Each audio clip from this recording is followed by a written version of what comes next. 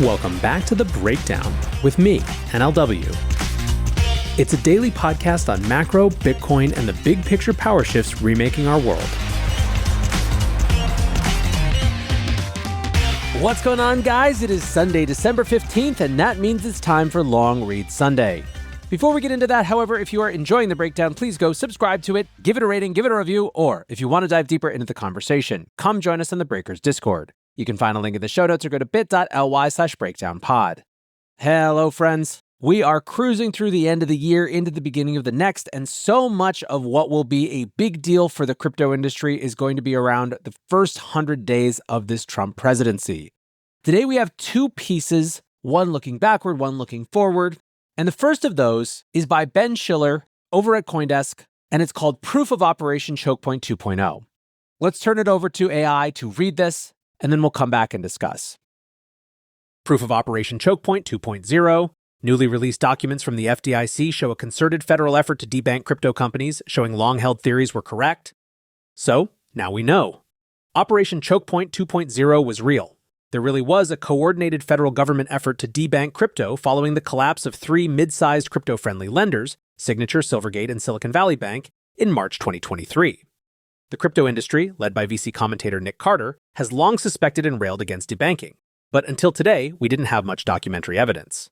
Friday morning, internal communications at the Federal Deposit Insurance Corp were released after a research firm, History Associates Inc., hired by Coinbase, sued to get them uncovered. The heavily redacted documents emerged on Friday, showing the banking regulator slamming the brakes on lenders offering or considering products and services in the digital assets sector, CoinDesk's Jesse Hamilton wrote in his report today. We respectfully ask that you pause all crypto asset-related activity, the FDIC wrote in one of 23 internal letters released by Coinbase. The FDIC will notify all FDIC-supervised banks at a later date when a determination has been made on the supervisory expectations for engaging in crypto asset-related activity.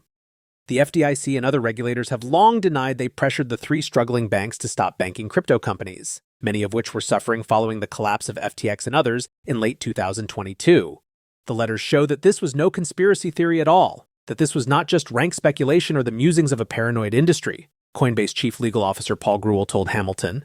There was a concerted plan on the part of the FDIC that they carried out, without any reluctance, to deny banking services to a legal American industry. That should give everyone great pause. Debanking has been a hot issue recently after Mega VC Mark Andreessen discussed Operation Choke Point 2.0 on Joe Rogan's podcast. The House Committee on Financial Services heard testimony from several crypto leaders this week, attesting to difficulties gaining banking services. The heavily redacted letters show FDIC demanding onerous compliance information while being unclear as to what was actually required of the banks before they could approve the provision of financial services to the businesses. Hamilton writes that some letters show the agency wasn't yet sure what regulatory filings would even be required before it could greenlight crypto business. Grewal said Coinbase will petition the court to allow the documents to be released unredacted. Aside from hurting the crypto industry, critics argue financial services are a fundamental right and that the federal government should not be able to effectively outlaw legal businesses. Operation Choke Point 2.0 is a reference to an official Obama administration policy to restrict financial services to payday lenders, gun sellers, and other undesirable businesses. It's now clear that debanking was as much a matter for crypto as it was for porn, which says a lot about the current administration's attitude towards it. All right, back to real NLW here. This is a pretty simple one. All that this is saying, and the reason that I included it, is to make the point that Choke Point 2.0 was a real thing. It has been impacting the ability for crypto to get banking services. This has been a barrier to the institutionalization, to the evolution, to the expansion and scaling of the crypto industry in America. But now that it's out in the open, what comes next? That is where we turn to our second piece. It's by Lucas Schweiger, and it's called Opening Doors for Banks Under a Trump Administration. Despite the rapidly evolving relationship between traditional finance and cryptocurrency, significant changes are not just based on market dynamics, but also political factors, says Lucas Schweiger. One of the most significant factors for the crypto industry lies not in market dynamics, but in the political arena. Trump's pro-crypto rhetoric certainly grabbed headlines, but the real catalyst for banks and other financial intermediaries is likely a Republican sweep in Congress, given that most of his pledges would require legislative approval. With strong Republican backing and bipartisan support also showing momentum, crypto-friendly legalization would be far more likely to pass. Two developments are central to this shift: dismantling the SEC's SAB 121 which has kept much of the financial sector sidelined, and the Bitcoin Act 2024, which proposes a national Bitcoin stockpile. Revocation of SAB 121. SAB 121 is a contentious accounting bulletin that has created a compliance burden, discouraging banks from offering services like crypto custody, despite the rising demand from customers and likely from the banks themselves. Dismantling SAB 121 would remove a major chokehold on banks, allowing them to offer crypto custody services and further diversify their product offerings into staking and other yield-bearing products. This mirrors what we have seen in the ETF market, where institutional involvement fundamentally changes market dynamics. It would also allow banks to defend their assets under management, retain clients, and increase their share of wallets among existing clients interested in crypto, while attracting a younger generation of crypto-native customers. This is likely the route towards mainstream adoption, as banks could offer retail customers simplified or all-in-one financial services. Bitcoin Act 2024. Trump also promised to push the Bitcoin Act 2024, which aims to establish a strategic Bitcoin stockpile as part of U.S. Treasury reserves. Similar initiatives are already underway in Brazil, and U.S. states like Pennsylvania have already introduced their own Bitcoin reserve bill.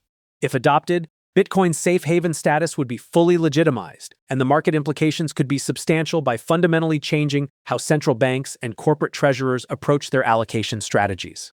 We have already seen how the involvement of TradFi heavyweights and institutional ETF flows can impact the market, and central bank purchases could amplify these effects dramatically.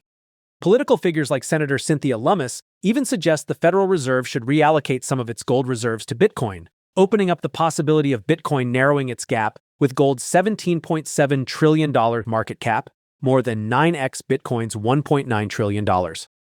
Additional pledges.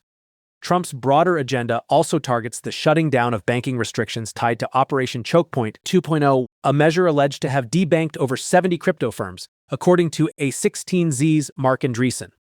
Meanwhile, Trump's opposition to a Fed-issued central bank digital currency, CBDC, aligns with Republican efforts to protect privacy through measures like the CBDC Anti-Surveillance Act, which would ban the Fed from using a CBDC without congressional approvals.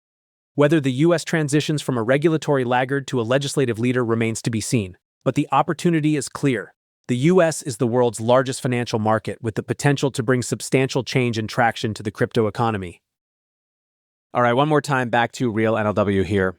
The only thing that I want to add to this discourse is that a lot of what I'm watching has to do with trying to determine where all of our issues rank when it comes to political priorities. The first 100 days are a key moment in any presidency for setting the tone and the agenda, pushing things forward. And so the question is, do these issues rank as things that are going to be priorities during that period or not? I think it's going to be an extraordinarily active Q1 next year. And so even though we're probably in the best political position we've ever been in, this is still a really good time to be politically engaged. To the extent that you have access to or can knock on the doors of your elected leaders, making sure that they know that these issues were not just about the election but continue to be priorities can still be really valuable. I increasingly feel like it's great that we've made this shift, but it's really now all about what happens next. That is what I'm keeping an eye on. That is what I will keep you up to date on as well. For now, though, that is going to do it for today's breakdown. Appreciate you listening as always. And until next time, be safe and take care of each other. Peace.